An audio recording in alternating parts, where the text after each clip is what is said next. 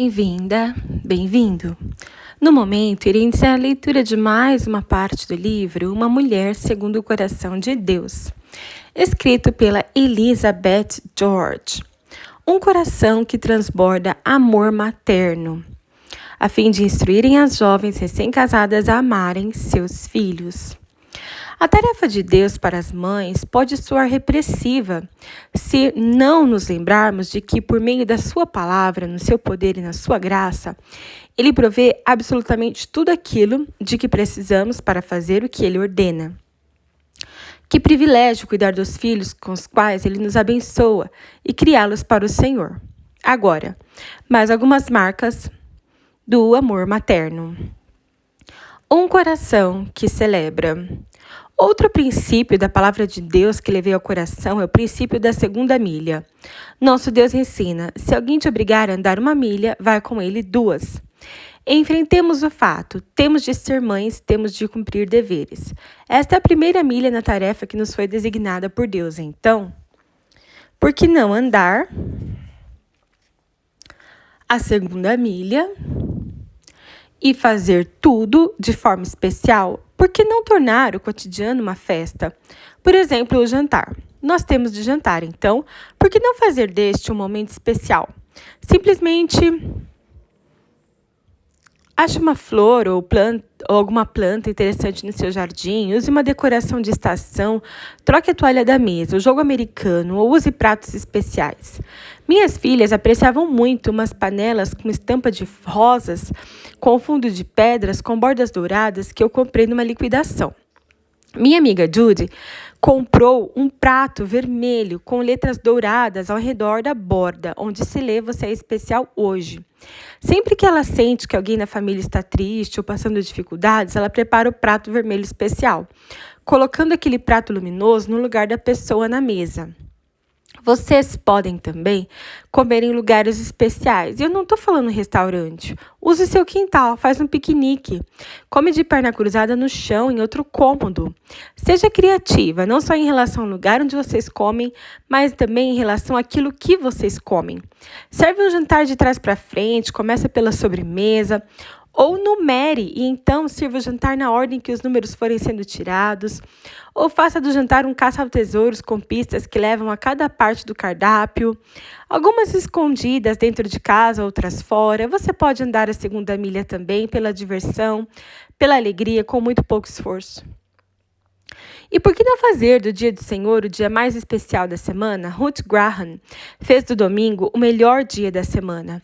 Sempre havia algum passeio de tarde, de todos participando e as crianças se divertindo. Era o Dia do Senhor, um dia para se alegrar e agradecer.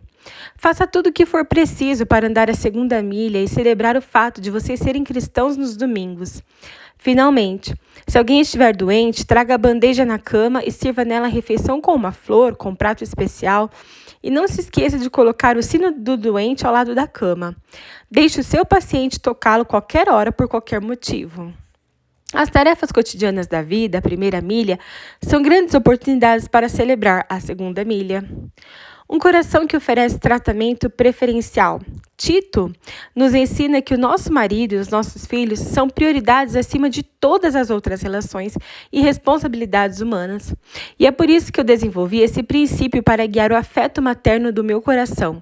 Não dê aos outros o que você não deu primeiro em casa. E deixe-me contar como este princípio surgiu. Uma tarde, eu estava correndo com minhas 2 pequenas filhas para o carro, a fim de podermos entregar um jantar à senhora X, que tinha tido o bebê. O dia todo eu tinha trabalhado na comida para essa mulher que precisava de ajuda das pessoas da igreja, uma mulher que eu nem conhecia. Eu tinha assado um presunto cor-de-rosa suculento, criado uma salada de gelatina com um bonito molde, cozinhado legumes colorido ao vapor, fechado tudo com uma sobremesa minha especial. Quando saímos pela porta da frente, Catherine e Courtney quiseram saber para quem era a comida. Mostrei-lhes a bandeja belamente organizada, aproveitei a oportunidade para lhes ensinar sobre a oferta cristã e eu expliquei. A senhora X teve um bebê e nós estamos levando o jantar para sua família, a fim de que ela possa descansar, depois de ter saído do hospital. Isso tinha soado bem, até que minhas próprias crianças perguntaram: e o que a gente vai comer no jantar? Quando eu disse que teríamos macarrão e queijo com cachorro-quente de novo, eu me convenci de que as minhas prioridades estavam erradas. Eu tinha colocado outra pessoa, a senhora X, à frente da minha própria família. Eu tinha andado muitas segundas milhas para fazer a comida que estava levando alguém que eu não conhecia, mas estava fazendo algo rápido e fácil para o meu marido e minhas filhas. Em resumo, eu estava dando a outra pessoa alguma coisa que eu não tinha dado ainda às pessoas mais íntimas. Desde aquele momento, tenho feito uma comida semelhante para os meus queridos. Pessoas anos-luz mais preciosas para mim do que qualquer outra poderá ser. Sempre que eu faço uma boa ação aos outros e quando levo para algum encontro um prato trivial, eu faço 2. Quando levo sobremesa para uma reunião, eu levo faltando 2 ou 3 pedaços deixados para as minhas pessoas muito importantes em casa. Este princípio, não dar aos outros o que você não deu primeiro em casa, se aplica a muito mais coisas do que só a comida. Nós falamos com pessoas pelo telefone, por exemplo, mas não falamos com os nossos filhos. Ouvimos outras pessoas, mas não ouvimos os nossos filhos. Passamos tempo com outras pessoas, mas não passamos com os nossos filhos. Damos sorrisos e alegria aos outros, mas não estamos sempre compartilhando isso com os nossos filhos. Uma mãe perguntou: alguma vez você já notou a diferença entre o tom de voz que você reserva aos seus amigos e o que você usa na sua família? É tão fácil dar o nosso melhor para um estranho e destinar as sobras à nossa família? E continuou. Uma jovem mãe de 8 crianças entrou na sala de casa e encontrou todos os filhos brigando. Ela os corrigiu suavemente. Crianças, vocês não sabem que a Bíblia diz para sermos amáveis uns aos outros? O mais velho, que tinha 9 anos, pensativo, deu uma olhada ao redor da sala e respondeu: mas mamãe, não tem ninguém aqui, só tem a família. Um coração concentrado. Quando li as palavras de Jesus, que dizem que ninguém pode servir a 2 senhores, em Mateus, nasceu outra norma para mães. Previna-se contra o coração dividido, ou seja, tentar concentrar-se ao mesmo tempo nos filhos e em outras pessoas. Aqui está um exemplo de coração dividido. Certa vez eu estava aconselhando uma mãe pelo telefone sobre a dura relação que ela tinha com a filha adolescente. Tínhamos conversado bem mais de 20 minutos quando ouvi dizer: olá, meu bem. Quando eu perguntei: há alguém aí? Esta mãe disse friamente: é só a minha filha. Eram 3:30 da tarde. Essa filha, que era só a filha, tinha chegado às 7. Saído de casa às 7. A mãe não via a filha há mais de 8 horas e tudo que a filha recebeu foi: olá, meu bem. Um caso claro do coração dividido. Essa mãe tinha agido claramente com o coração dividido, estando no telefone comigo. Desta vez, eu era a senhora X, quando ela soube que a sua filha, com quem estava tendo problemas, estava chegando em casa. Ela enviou uma mensagem para nós duas, mostrando que eu era mais importante do que a filha que Deus lhe deu. Agora, deixe-me contar sobre outra mãe, a quem minha amiga Beverly e eu admiramos como cristã, esposa e mãe. Quando nos programamos um encontro, ela nos convidou para um almoço adorável que desfrutamos numa sala de jantar, em sua sala de jantar. De nossa mesa, porém, lá dentro, podíamos ver outra mesa na copa, uma mesa com toalha, guardanapos de linho engomados, flores frescas num vaso, 2 talheres de prata, 2 pratos, 2 copos de cristal para água gelada. Aquela linda mesa tinha sido posta com antecedência para sua filha adolescente que ia chegar da escola. Essa mãe zelosa e amorosa também tinha 2 sobremesas a mais em taça de cristal esperando no refrigerador, e ela fazia assim todos os dias. E nos dias em que ela precisava sair antes da filha chegar, deixava um bilhete amoroso na mesa posta e uma deliciosa sobremesa no refrigerador. Às 2:30, esta sábia mãe, uma mãe que compreendia suas prioridades, deu a entender que era hora de nós duas irmos embora, porque alguém mais especial estava vindo. E ela disse delicadamente: bem, sinto muito termos de encerrar o nosso encontro, mas estou esperando minha filha, que estará em casa em 15 minutos e esse é o nosso momento especial. Ela não queria perder um segundo do precioso tempo com a filha ao ter de dividir a sua atenção com as visitas. Ela não havia dado de presente um tempo rico. Ela nos havia dado um presente de tempo rico que influenciou a vida de Beverly e a sua vida. Mas nossa anfitriã verdadeiramente vivenciava suas prioridades. Ela sabia onde concentrar os seus esforços. Quando partimos, mal tive tempo de correr para casa e colocar os jogos americanos e os pratos na mesa antes da Catherine e da Courtney chegarem em casa. Um coração que está presente. Nossa presença em casa é importante. Nenhuma quantia em dinheiro pode se comparar ao valor da nossa presença em casa depois da escola, de tarde, à noite, no fim de semana e feriado.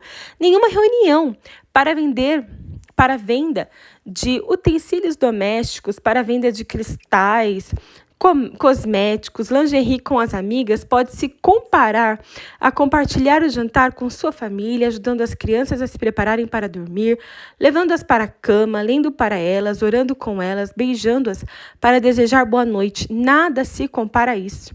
Quando fui convidada, em certa ocasião, a atuar em determinado ministério, perguntei às minhas filhas o que achavam daquele meu possível envolvimento. Eu queria que elas soubessem que ocupavam o primeiro lugar no meu coração e eram mais importantes para mim que outras pessoas ou atividades. Então, depois de receber ok do meu marido e das minhas filhas, aceitei a oportunidade e sabia que tudo estava bem em casa. Tive o apoio completo de minha família. Eles queriam que eu ministrasse e estavam em casa orando por mim. Apenas uma vez, em 25 anos de maternidade, uma filha, na ocasião sexta série, disse: "Eu queria que você não tivesse de ir." E tudo o que ela precisou dizer para eu saber que precisavam de mim em casa. Um coração silencioso. Lembra-se de como aprendemos a não falar sobre nossos maridos? Aquele mesmo princípio aplica-se também aos filhos. Em Provérbios 31, a mãe do rei Lemuel nos oferece uma lição sobre o silêncio. Fala com sabedoria e a instrução da bondade está em sua língua no versículo 26.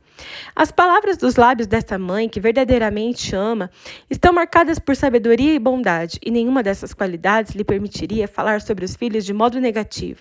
Afinal de contas, o amor cobre todas as transgressões em Provérbios. A mãe que verdadeiramente ama o seu filho mantém o seu coração em silêncio, nunca divulga qualquer informação ou crítica prejudicial, nem alguma coisa geral e nada específico sobre os seus filhos. Uma amiga falava muito sobre a vida de sua casa e seu coração toda vez que advertia as mães mais jovens, de forma bastante genérica: "Não perca por esperar. Ter adolescentes é terrível."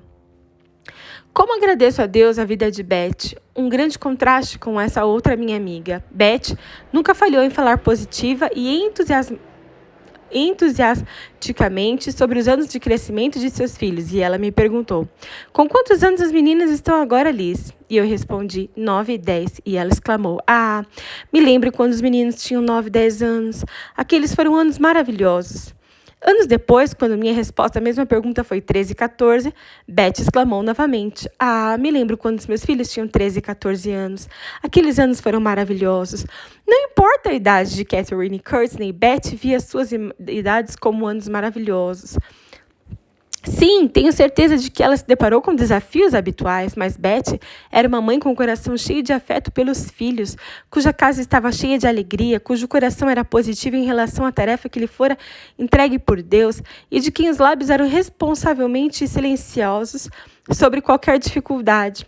A solução de Deus para os desafios que enfrentamos criando os nossos filhos, filhos que Ele nos deu, e desafios que Ele sabe que enfrentamos, são as mulheres mais velhas de Tito 2. Assim, eu a encorajo a desenvolver um relacionamento com uma mulher mais velha como Beth, que possa ajudá-la e incentivá-la. Fale com ela e com Deus sobre ser mãe. Pergunte a ela e a Deus sobre como cumprir essa imensa responsabilidade e santo privilégio com o coração cheio de afeto pelos seus filhos. Resposta do coração. Embarcamos numa verdadeira viagem pela Bíblia, aprendendo sobre o tipo de mãe que Deus quer que sejamos. Como somos abençoadas a orar pelos nossos filhos queridos, que desafio ensiná-los no caminho do Senhor e que delícia poder estabelecer um ambiente de casa, um ambiente de amor, de riso e diversão. O seu coração está cheio de afeto materno? Você aprecia os seus filhos e eles sabem que você aprecia eles? Você desfruta da companhia dos seus filhos e procura gastar tempo com seus filhos? Ser o tipo de mãe que agrada a Deus requer oração. Afinal de contas, Ele é o único que traz aos nossos corações alegria, generosidade, desprendimento, felicidade, tranquilidade. Nos capacita para nos mantermos atentas e para vivermos nossas prioridades e prover aquilo de que precisamos para andar a segunda milha e ser mãe do modo que Ele deseja. A tarefa não é fácil, mas podemos fazer todas as coisas em Cristo, que nos fortalece. Obrigada por acompanhar a leitura de mais uma parte do livro Uma Mulher, segundo o Coração de Deus, escrito pela Elizabeth George.